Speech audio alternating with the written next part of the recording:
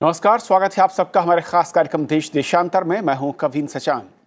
जम्मू कश्मीर के पुलवामा में सीआरपीएफ जवानों के काफिले पर आतंकवादी हमले के मास्टरमाइंड जैश ए मोहम्मद के टॉप कमांडर अब्दुल रशीद गाजी उर्फ कामरान को सुरक्षा बलों ने मार गिराया है। 14 फरवरी को हुए पुलवामा हमले के बाद से ही सेना को आतंकी कामरान की तलाश थी। कामरान ने ही आत्मघाती हमलावर आदिल डार को हमले के लिए ट्रेनिंग दी थी।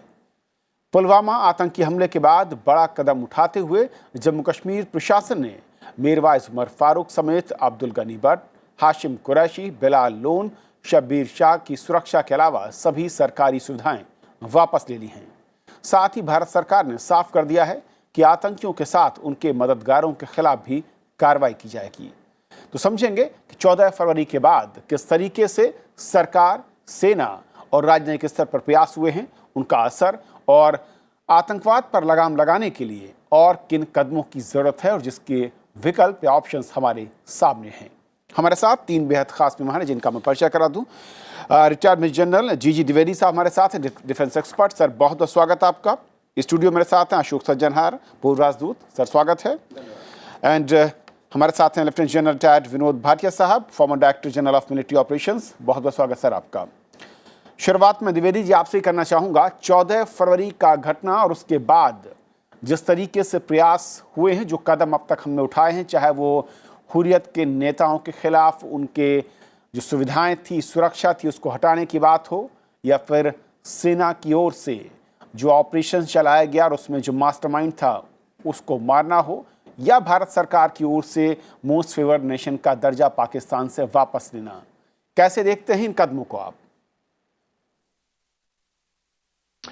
देखिए, ये जो प्रॉक्सी वॉर का जंग है, ये पाकिस्तान पिछले 30 साल से लड़ रहा है और उनकी एक स्ट्रेटजी थी, और वो स्ट्रेटजी थी कि किस प्रकार हिंदुस्तान को प्रॉक्सी वॉर के जरिए, आतंकवाद के जरिए दबाना। और हम इसको टैक्टिकली लड़ रहे थे, और मैं भी कश्मीर में रहा हूं, ब्रिगेड कमांडर था, और हमारी कोई लंबी स्ट्रेटजी नहीं थी। हम एक एक्शन लेते थे, फिर रिएक्ट करते थे, फिर एक्शन लेते थे, और क्या हुआ कि हम 30 साल तक इसको जूझ रहे और हम इसको एक समय इसका अंत नहीं कर पाए। और ये जो अभी हो रहा है पुलवामा में और उसके बाद जो एक्शन हुए, मुझे लगता है कि ये एक्शन तो 30 साल पहले लेने चाहिए थे, क्योंकि ये आतंकवाद नहीं है, ये पाकिस्तानी मिलिट्री की एक स्ट्रेटजी है कि किस पर कश्मीर पर दबाव डालना, किस प्रकार हिंदुस्तान को तोड़ना। तो ये उनकी एक स्ट्रेटजी रही है, और हम इस स्ट्रेटजी को ठीक तरह इस पर हम इसका जवाब नहीं दे पाए। अभी जो एक्शन हो रहे हैं वो एक्शन ठीक हो रहे हैं, क्योंकि ये एक लड़ाई जो है ये पूरा देश लड़ता है। ये नहीं कि सिर्फ फौजें लड़ती है, नहीं, पूरे देश को ये लड़ाई लड़नी है। और ये मल्टी प्रोंग स्ट्रेटजी होती है। इसमें पॉलिटिकल है कि हमारा पॉलिटिकल विल क्या, देश की हमारे नेताओं की क्या विल है, उस मुताबिक फिर आगे मिलिट्री एक्शन होते हैं, डिप्लोमेटिक एक्शन होते हैं, जैसे कि मोस्ट फेवर्ड नेशन स्टेटस है, हुर्रियत को इसकी सुरक्षा लेनी, वापस लेनी है। वो सारे जो एक्शन है वो इकट्ठे होते हैं, और एक एक अकेला एक्शन नहीं होता है। तो इसलिए मैं कहा अभी समय है कि हिंदुस्तान को अपनी एक पॉलिसी बनानी है, एक स्ट्रेटजी बनानी है, और ये जंग स्ट्रेटजीज लड़ना है। एक एक्शन से जंग नहीं होगा। ये जो अभी मारा गया है गाजी कमरान, ये बहुत बड़ी सक्सेस है, क्योंकि हमें लीडर्स को मारना है। और ये जो जंग है ये हिंदुस्तान से हमने उस पार ले जाना है, वहां हमें मसूद अजहर को पकड़ना है, वहां जो बाकी और जो लोग हैं उनको मारना है। और ये जंग हमें पाकिस्तान की फौज से लड़ना है, क्योंकि वो इसको पूरी सपोर्ट है वो पाकिस्तान फौज की है। ये आतंकवादी तो सामने का चेहरा है। तो ये है कि हम सांप यहां मार रहे हैं, पर जहां से सांप निकल रहे हैं वहां हम सांपों को नहीं मार रहे। तो इसलिए हमारी पूरी स्ट्रेटजी बदलनी है, हमें प्रोएक्टिव होना है, और इस पूरी जो हमारी स्ट्रेटजी है ये पूरी बदल के फिर हम इस पर जीत पा सकते हैं। ओके सज्जनहार सर, जिस तरीके से हुर्रियत के नेताओं से सुरक्षा वापस ली गई है, या फिर जिस आक्रामकता के साथ सैन्य बल वहाँ पर अब ऑपरेशंस चला रहे हैं, और जो बात द्विवेदी जी कर रहे हैं कि हमें इंतज़ार नहीं करना चाहिए पाकिस्तान या आतंकवादियों के किसी कारनामे या उनकी हरकत का, बल्कि उससे पहले हमने अपनी रणनीति के तहत आगे बढ़ते रहना चाहिए। अंतर्राष्ट्रीय स्तर पर अगर देखें तो क्या इस वक्त कदम है जिनका असर आपको लगता है और उसमें किस तरीके से या किस दिशा में हमें और आगे बढ़ने की ज़रूरत है? देखिए कविंद्र, ऐसा है, जहाँ तक अंतर्राष्ट्रीय संबंध हैं तो हमारा ये प्रयास चलता रहा है। आपने देखा होगा जब यहाँ पर 2016 में ब्रिक्स समिट हुआ था तब भी लीडर्स आए थे, उनके सामने प्रधानमंत्री जहाँ भी जाते हैं, जिस भी बड़े अंतर्राष्ट्रीय फोरम में जाते हैं, वो हमेशा आतंकवाद का मुद्दा उठाते हैं और उनको वहाँ से समर्थन मिलता है। मैं आपको और भी याद दिलाऊंगा, 2017 में डोकलाम के बिल्कुल बाद 28 अगस्त को डोकलाम खत्म हुआ और 4 सितंबर को चीन में श्यामेन में ब्रिक्स समिट मीटिंग थी। वहां पर आपको याद होगा डिक्लेरेशन में करीब 10-12 आतंकवादी गुटों के नाम लिए गए थे और उसमें करीब 10 जो गुट हैं वो पाकिस्तान में हैं। तो मतलब तब हम सोच रहे थे ये बहुत बड़ी हमारी कामयाबी है, क्योंकि चीन के राष्ट्रपति हैं, रूस के राष्ट्रपति हैं, ब्राजील और साउथ अफ्रीका के राष्ट्रपति हैं, ये सभी ये मंजूर करते हैं, ये सभी कबूल करते हैं जो ये आतंकवाद यहां से पाकिस्तान से पनप रहा है, उपज रहा है। फिर आप देखिए अगस्त 2017 में जब राष्ट्रपति ट्रंप ने अपनी साउथ एशिया स्ट्रैटेजी दी, उन्होंने भी जो 3 पॉइंट्स थे, 3 नुक्ते थे, उसमें एक बहुत बड़ा नुक्ता था जो पाकिस्तान अपने यहां पर जो सेफ हेवन्स है टेररिस्ट के, आतंकियों के, उसको खत्म करना चाहिए। आपको यह भी याद होगा $3 बिलियन भी उसने अमेरिका ने उसके विड्रॉ किए थे। तो देखिए हमारी तरफ से हम बहुत ये प्रयास करते रहे हैं और हमको सफलता मिली है, परंतु इसमें और फिर हम क्या देखते हैं, जो कुछ इन देशों के अपने निजी हित हैं, अपने सेल्फ इंटरेस्ट है, चीन का जैसे सेल्फ इंटरेस्ट है, वो पाकिस्तान के विरुद्ध कभी नहीं जाएगा, कभी कुछ नहीं करेगा। अभी भी उसने निंदा की है, भर्त्सना की है जो ये यहां पर हमला हुआ है, परंतु जहां तक मसूद अजहर का है, आपको याद होगा 2001 में मसूद अजहर के विरुद्ध वहां पर वो डेजिग्नेट हो गए हैं टेररिस्ट यूनाइटेड नेशंस में, उनके जैश मोहम्मद को, परंतु मसूद अजहर जो उसके लीडर हैं उसको वो करने में आनाकानी कर रहे हैं, कह रहे हैं जो हमको वहां पर कंसेंसस करना है यूएन सिक्योरिटी काउंसिल में। तो हर एक देश के अपने निजी हित हैं, तो ये देखते हुए हमको ये मुहिम तो जारी रखनी पड़ेगी जिससे कि दबाव आता रहे। जैसे अब मीटिंग होने वाली है ये फाइनेंशियल एक्शन टास्क फोर्स की, वहां पर भी 36 देश हैं, 2 रीजनल ऑर्गेनाइजेशंस हैं, तो वो उसके ऊपर कड़ा शिकंजा कसें, परंतु अंत में जो करना है कवींद्र, वो हमें स्वयं करना है, अपनी हिफाजत हमें करनी है, अपनी टेरिटोरियल इंटेग्रिटी और सॉवरेंटी को अगर हमने कायम रखना है तो हमको अपने आप काम करना पड़ेगा। और ये जो हमने कुछ सरकार ने कदम उठाए हैं, जो मोस्ट फेवर्ड नेशन, ये मेरे विचार से सिंबॉलिक है परंतु अच्छा है। मतलब ये मैसेज एक संदेश देता है, ठीक संदेश, कड़ा संदेश, जो ये बिजनेस एज यूजुअल नहीं चलेगा, that India is serious. And secondly हमें जो करना है, और ये जो सुरक्षा हमने ले ली, वापस ली है आतंकवादियों से, उनके जो अलगाववादी जो हैं उनके उनसे, ये भी अच्छी बात है क्योंकि हमें सुरक्षा कर्मियों की आवश्यकता है कश्मीर में आम जनता को सुरक्षा देने की, जिससे कि ऐसे हादसे ना हो जो पुलवामा में 14 फरवरी को हुआ है, वो वहां पर कर सकते हैं। परंतु आप जब बात करेंगे तो और भी बहुत सारे कदम हैं जो कि सरकार उठा सकती है। मिलिट्री ऑप्शन तो है ही है, और मेरे विचार से मिलिट्री ऑप्शन तो किसी ना किसी तरीके से सोच समझकर, एक उसमें तैश में आकर नहीं, सोच समझकर तो सरकार को उठाना ही पड़ेगा, न केवल अपनी क्रेडिबिलिटी के लिए परंतु देश के लिए और अंतर्राष्ट्रीय समूह को भी बताने के लिए, जो ये अब जो बात है, जैसे प्रधानमंत्री ने कहा है, जो अब बातों का दौर खत्म हो गया है, अब पूरी दुनिया को इसके ऊपर कुछ ना कुछ एक्शन लेना पड़ेगा। भारत को भी इसमें कुछ ना कुछ एक्शन लेना पड़ेगा दुनिया को बताने के लिए that we are very serious, और ये हमारे लिए बहुत ही अहम मुद्दा बन गया है। भाटिया सर, क्योंकि जब कश्मीर और उस पूरे रीजन की बात आती है, क्योंकि आपने वहाँ पर देखा है, करीब से समझा है किस तरीके से डिफ़िकल्टीज़ हैं, और इस तरह का जब माहौल हो, आतंकवादी घटना, दबाव, उसका ऑपरेशंस, और हमने देखा कि ऑपरेशन को सक्सेसफुल तरीके से अंजाम दिया है, भले ही वहाँ पर इनकाउंटर के बाद कुछ स्थानीय लोगों ने फिर से एक बार पत्थरबाजी विरोध करने की कोशिश की हो, इन सब चैलेंज के बीच में क्या बड़े कदम आपको लगता है कि स्थानीय लेवल पर चाहिए अगर हम पूरी तरीके से वॉश आउट करना चाहते हैं, एक तरफ किनारे करना चाहते हैं आतंकवाद को? देखो, मतलब आपने बहुत ही अच्छा सवाल पूछा है। मैं सोचता हूँ ये जो 14 फरवरी को हमला हुआ, ये हमला एक सीआरपीएफ के कॉन्वॉय पे नहीं था, ये फौज पे नहीं था, ये सिक्योरिटी फोर्स पे नहीं था, ये इंडिया पे हमला हुआ है। ये इंडिया पे एक अटैक हुआ है और उसका जवाब हमें एज अ नेशन देना पड़ेगा, एज अ देश देना पड़ेगा। ये इसमें कोई अलग अलग इसका वो नहीं दे सकते हम। तो इसमें हमें जितने हमारे डिप्लोमेटिक मीन्स हैं, जितने हमारे मिलिट्री मीन्स हैं, जितने हमारे इंफॉर्मेशनल मीन्स हैं, इकोनॉमिक मीन्स हैं, पॉलिटिकल मीन्स हैं, सबको एक साथ लेके चलना पड़ेगा। इसमें बहुत बड़ी चीज़ है, 30 साल से पिछले पाकिस्तान, इस हमले में पूरे पाकिस्तान की स्टैंप लगी हुई है, पाकिस्तान नाम लिखा हुआ है पूरे हमले के ऊपर। हर एक हमले को जो देखें ये पाकिस्तान का हमला, हमें कोई शक नहीं होना चाहिए उसमें। पिछले 30 साल में पाकिस्तान ने लगभग सर्जिकल स्ट्राइक्स को छोड़ दिए, हमेशा इम्प्यूनिटी में, परपेचुइटी में हमले करे हैं और जम्मू एंड कश्मीर में नहीं करे, उसने हर एक जगह करे, चाहे मुंबई में करे हैं, दिल्ली में करे हैं, अहमदाबाद है, देश के अलग अलग राज्य में करे हैं। और इस भ्रम में करे हैं कि जो इंडिया है वो इसको सहन करता रहेगा क्योंकि उसके पास एक न्यूक्लियर वेपन्स है और हम उसको कुछ नहीं कर पाएंगे। ये मेरे ख्याल से एक भ्रम तोड़ने की जरूरत भी है। ये हमें या तो इसको सफ़र करना पड़ेगा हमेशा के लिए, या एक बार हमें भ्रम तोड़ने की जरूरत है। देखिए उसके डिप्लोमेटिक, ये जो लो कॉस्ट हाई इफेक्ट जो वॉर चला रहा है पाकिस्तान, इनकी कॉस्ट हमें बनानी पड़ेगी पाकिस्तान के ऊपर, मतलब पाकिस्तान आर्मी के ऊपर खास तौर से, क्योंकि ये पाकिस्तान आर्मी की स्टेट पॉलिसी है। वहाँ का जो आर्मी है वो इंडिया की पॉलिसी चलाता है, उनकी स्टेट पॉलिसी है टेररिज्म की, प्रॉक्सी वॉर की, तो उनकी आर्मी पे कॉस्ट बढ़ानी पड़ेगी, उनकी इकोनॉमिक कॉस्ट बढ़ानी पड़ेगी। उनकी इकोनॉमिक हालत काफ़ी नाजुक है अभी, तो वो जरूर करना पड़ेगा। इसके लिए हमको सब कुछ मिलकर चलना पड़ेगा। हमें जियो पॉलिटिक्स जो है उसको समझना पड़ेगा अच्छी तरह से, और उसको हमारे पॉलिसीज़ में हमें एक long near to mid term strategy होनी चाहिए पाकिस्तान की, और उसमें हमें सब ऑप्शन मिल के चलनी पड़ेगी।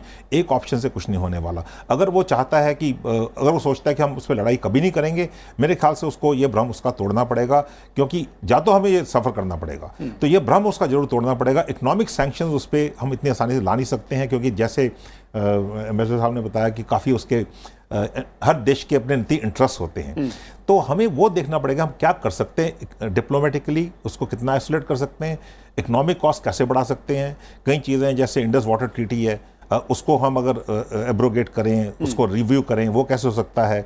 तो हर किस्म से कॉस्ट बढ़ानी पड़ेगी, खासतौर से लाइन ऑफ कंट्रोल में कॉस्ट बढ़ानी पड़ेगी। वहाँ पर हमारे जो फौज है ज़्यादा मजबूत है, और जैसे प्रधानमंत्री ने बोला कि फ़ौज को पूरी छूट है, वहाँ कॉस्ट बढ़ाइए, और बाकी उसे कॉस्ट बढ़ानी पड़ेगी ताकि वो आगे से ज़रूरत ना करे कि वो टेररिस्ट एक्शन, इतना बड़ा टेररिस्ट एक्शन, छोटा टेररिस्ट, इस बार उसने लक्ष्मण रेखा क्रॉस कर दिया, रेड लाइन क्रॉस कर दी है। दो जो सपोर्ट की बात आती है द्विवेदी सर, मैं समझना चाहूँ क्योंकि आप बहुत ही अहम तरीके से कश्मीर को आपने देखा, करीब से देखा है।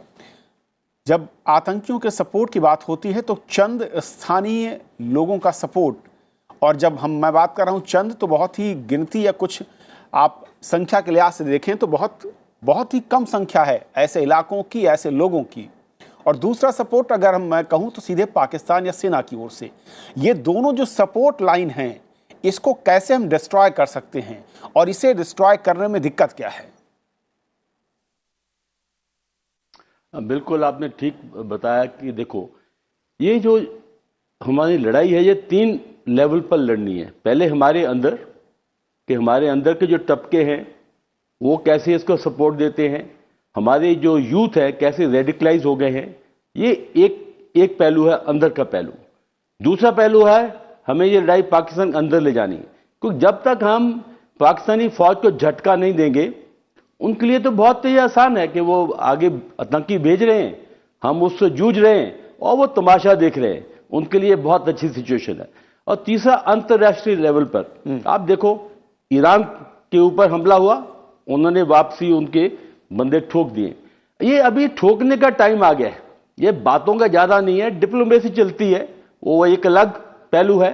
सबसे ज्यादा हमें अपने देश की पॉलिटिकल विल कायम करनी है कि देखो ये बहुत हो गया, अभी ये नहीं होगा, और ये जो पूरी चाल है ये बदलनी है। ये नहीं होगा कि वहां से हम आ रहे हैं, हम यहीं मार रहे हैं, नहीं, हमें उनको वहां जाके मारना है। अंतर्राष्ट्रीय लेवल पर इस पर और प्रेशर बताना है। और पाकिस्तान तो वैसे कंगाल देश है, उसकी कंगाली पर और हमने जोर से आना है। तो मेरा ये कहना है कि ये जो लड़ाई है तीनों पहलुओं पर लड़ी जाएगी, पूरा देश इसके ऊपर, पूरे देश से लड़ना है, सिर्फ फौजें नहीं लड़ती हैं, ये लड़ाई देश की है, और ये लड़ाई हमने खुद लड़नी है, हमारे लिए कोई लड़ने वाला नहीं है। और इस दुनिया में एक ही रूल है, जो ताकतवर है वो उनका आदेश चलता है, उनकी जो पॉलिसी चलती है, जो कमजोर है वो सहता है। और हिंदुस्तान में एक ही चॉइस है कि हमें अभी ताकतवर बन के पाकिस्तान को मुंह तोड़ जवाब देना है, ताकि ये खेल खत्म हो। और इसके लिए लंबी चाल चलनी होगी। ये एक दो एक्शन से नहीं होगा, एक दो सर्जिकल स्ट्राइक से नहीं होगा, ये कॉन्स्टेंटली हमें ठोकना होगा और इसमें कुछ टाइम लगेगा। पर पाकिस्तान को एक सीधा मैसेज जाना पड़ेगा कि हिंदुस्तान अभी इसको और आगे बर्दाश्त नहीं करेगा। लेकिन विनोद सर, यहाँ पर मुश्किल ये भी आती है, शायद मैं अगर गलत हूँ तो बताइए, कि हमारे ही लोगों के पीछे खड़े होकर आतंकवादी हमारी सेनाओं पर, हमारे देश पर हमला कर रहे हैं। जहाँ पर आपका दुश्मन या आतंकी आपके सामने खड़ा हो और किसी की ओट में ना हो, आड़ में ना हो, उससे मुकाबला करना ज़्यादा आसान होता है। यहाँ पर चैलेंजेस किस तरीके से बढ़ता है और इस चैलेंज से हमारी सेना, सुरक्षा बल कैसे निपटते हैं? कश्मीर में अगर खास तौर पर बात करूँ वाली की, देखिए, ये कश्मीर का मुद्दा नहीं है जो अभी हुआ है, ये मुद्दा पाकिस्तान का है। कश्मीर में जो आतंक जो पाकिस्तान के जरिए फैलता है उसको हम अच्छी तरह संभाल सकते हैं, ऐसी कोई वो उसमें नहीं है। ज़्यादा लोग नहीं है कश्मीर में आतंक फैलाने वाले, 100, 150, 200 लोग हैं, उसको हम संभाल सकते हैं। ये जो आतंक जो अभी हमला हुआ है, ये पाकिस्तान से हमला हुआ है और पाकिस्तान ने ही किया है, उसने ही करवाया है। तो हमको 3 चीज़ें देखनी पड़ेंगी। एक, हमें इंटरनल देखना पड़ेगा कश्मीर को, दूसरा में पाकिस्तान को देखना पड़ेगा और तीसरा में इंटरनेशनल जो एनवायरनमेंट है उसको देखना पड़ेगा। खास तौर से इसमें जो सेंट्रल हो जाता है सारी चीज़ में, वो पाकिस्तानी सेंट्रल है। जैसे कि जो आतंकी जो कश्मीर में है, उसको तो हम संभाल सकते हैं, ऐसे कोई वो उसमें है, ज़रूरी बात है कि उसको संभालने के लिए एफर्ट चाहिए, लेकिन वो एफर्ट है हमारे पास संभालने के लिए। लेकिन जो कॉन्ड्यूट जो पाकिस्तान से बना हुआ है, उनका लिंक जो पाकिस्तान से बना हुआ है, देखिए अभी 150-200 किलो जो RDX आया, कहाँ से आया है वो? RDX तो कश्मीर में ही होता, कश्मीर में तो सेब होते हैं, तो ये वहाँ तो होगा नहीं है। और कहते हैं होम ग्रोन टेररिज्म है, कोई होम ग्रोन टेररिज्म नहीं है, पाकिस्तान सपोर्टेड टेररिज्म है। उसको हमें पाकिस्तान का जो कॉन्ड्यूट है, जो उसका पाइपलाइन है, वो रोकनी पड़ेगी। हमारा अच्छा काउंटर इन्फिल्ट्रेशन ग्रेड है, मानता हूँ, लेकिन दुनिया में कोई भी काउंटर इन्फिल्ट्रेशन ग्रेड जो होता है इतना स्ट्रांग नहीं होता कि पूरा कर सके। बर्लिन वॉल भी जो थी वो भी इन्फिल्ट्रेट होती थी लगभग हर रोज़ में, तो कहीं ना कहीं से वो निकल आते हैं। काफ़ी हद तक हमारा अच्छा है, लेकिन बहुत अच्छा, जितना भी अच्छा कर लें ये निकल आएंगे वहाँ से। तो हमको पाकिस्तान को चोट पहुँचानी होगी, पाकिस्तान को हमें कॉस्ट बढ़ानी होगी, पाकिस्तान आर्मी पे खास तौर से, क्योंकि पाकिस्तान आर्मी के इकोनॉमिक इंटरेस्ट भी बहुत ज़्यादा हैं, उनके पॉलिटिकल इंटरेस्ट, उनकी रेलिवेंसी एंटी इंडिया, जो सब कुछ है एंटी इंडिया। तो पाकिस्तान आर्मी पे कॉस्ट बढ़ाना बहुत ज़रूरी है। उसके अलावा हमारे पास मेरे ख्याल से कोई और चारा नहीं है। डिप्लोमेटिक कॉस्ट जरूर है, लेकिन डिप्लोमेटिक कॉस्ट अकेले से वो काम नहीं चलने वाला। इकोनॉमिक कॉस्ट बढ़ेंगी, पाकिस्तान आर्मी की कॉस्ट बढ़ेंगी, और तभी ये जो है पाकिस्तान थोड़ा इसमें शांति देगा और हमको शांति रहने देगा। अशोक सर, क्या बेहतर उपाय या बेहतर कदम, जो कि ये बार बार जो कहूँ नासूर जो है निकलता है, कुछ महीने शांत रहता है, लेकिन उसके बावजूद इसका दर्द एक बार फिर से सामने आता है? देखिए, हमें बहुत, जैसे दोनों पैनलिस्ट ने बताया, जनरल साहब ने बताया, जनरल द्विवेदी ने भी बताया, होना पड़ेगा एक मल्टी प्रोंग्ड अप्रोच। जो अगर आप ये सोचें जो हमने MFN रिवोक कर दिया है वो काफ़ी है, नहीं है। अगर आप ये सोचें जो हमने सिक्योरिटी ले ली है वापस अलगाववादियों से, ये काफ़ी है, नहीं है। अगर आप देखें जो हम फाइनेंशियल एक्शन टास्क फोर्स में एक डॉसियर बनाकर ले जाएंगे, उनको बताएंगे और वो उसको ग्रे लिस्ट से ब्लैक लिस्ट में ले आएंगे, वो काफ़ी है, नहीं है काफ़ी। देखिए, सभी काम हमको साथ में करने पड़ेंगे, और सबसे अहम तो ये है जो मिलिट्री एक्शन है कश्मीर के अंदर भी, सीज फायर लाइन पर भी, जिससे कि सॉरी लाइन ऑफ LOC में, लाइन ऑफ कंट्रोल, जिससे कि सीज फायर वायलेशन जब होता है दूसरी तरफ से तो उसका हम मुंह तोड़ जवाब दे सके। देखिए 2003-2004 में क्या हुआ था, जो ऐसी उनकी हमने पाउंडिंग की थी, जो वो अपने घुटनों के बल आ गए थे और उन्होंने कहा था जो अब हम संधि चाहते हैं, शांति चाहते हैं। आपको याद होगा जनवरी 2004 में फिर ये उनसे लिखित ले लिए गए थे कमिटमेंट प्लेज, जो आप अपनी टेरिटरी कोई आतंकी घटनाओं के लिए भारत के विरुद्ध आप उसको इस्तेमाल नहीं होने देंगे। तो हमको ऐसी कार्रवाई करनी पड़ेगी LOC के वहां पर। हमारी को अपनी इंटेलिजेंस और तेज ठीक करनी पड़ेगी, क्योंकि वहां से इतना सारा कुछ सामान आया है, जैसे जनरल साहब बता रहे थे, तो कैसे आया, कहां से आ गया। हमने पहले भी देखा था जो इतना ज्यादा ड्रग्स भी आता है वहां से स्मगल होकर आता है। तो ये ड्रग्स है, ये टेररिस्ट आतंकी हैं वहां से जो आते हैं, इनको कैसे रोका जाए। अब बहुत सारे ऐसे ये तो हमारे मिलिट्री कमांडर्स के पास ज़्यादा इसकी ठीक सॉल्यूशंस होंगी जो कैसे किया जाए। पर मैं 2 चीज़ें इसमें और कहना चाहूँगा जो अभी हम कर सकते हैं। थोड़ा वो है शॉर्ट टर्म, मीडियम टर्म है, परंतु उनको करना आवश्यक है। जैसे कि हमने मोस्ट फेवर्ड नेशन वापस लिया है, रिवोक किया है, वैसे ही इंडस वाटर ट्रीटी का जनरल साहब बोल रहे थे जो उसको अगर हम एब्रोगेट करें, मैं कहता हूं एब्रोगेट किए बिना जो उसकी टर्म्स हैं, जो उसकी प्रोविजंस हैं, उसमें आपके पास अधिकार है जो आप वहां से पानी जो जा रहा है पाकिस्तान में, आप उसका प्रयोग करें अपने काम के लिए, अपने इस्तेमाल करें। वहां पर जम्मू कश्मीर में करें, हरियाणा में करें, पंजाब में करें, आपको फायदा होगा और चोट वहां पर पहुंचेगी पाकिस्तान में और आपको कोई आवश्यकता नहीं है इस ट्रीटी को एब्रोगेट करने की, क्योंकि इसके तहत जो आपके पास अपने अधिकार हैं, हम उन अधिकारों का अभी तक पूरी तरीके से इस्तेमाल नहीं कर रहे हैं। तो एक तो मेरे विचार से इसके ऊपर काम बहुत जल्दी करना चाहिए। मेरी बातचीत हुई है कुछ लोग जो कोई जम्मू कश्मीर में है, वो कहते हैं जब वो हम यहां से कदम उठाना चाहते हैं, पाकिस्तान वहां पर अड़ंगे डालता है इंडस वाटर ट्रीटी।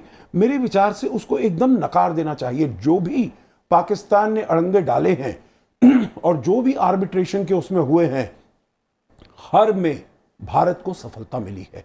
भारत ने जो भी कदम उठाए हैं वो ठीक उठाए हैं। तो मेरे ख्याल से इसको एक बहुत तेजी से आगे ले जाना चाहिए।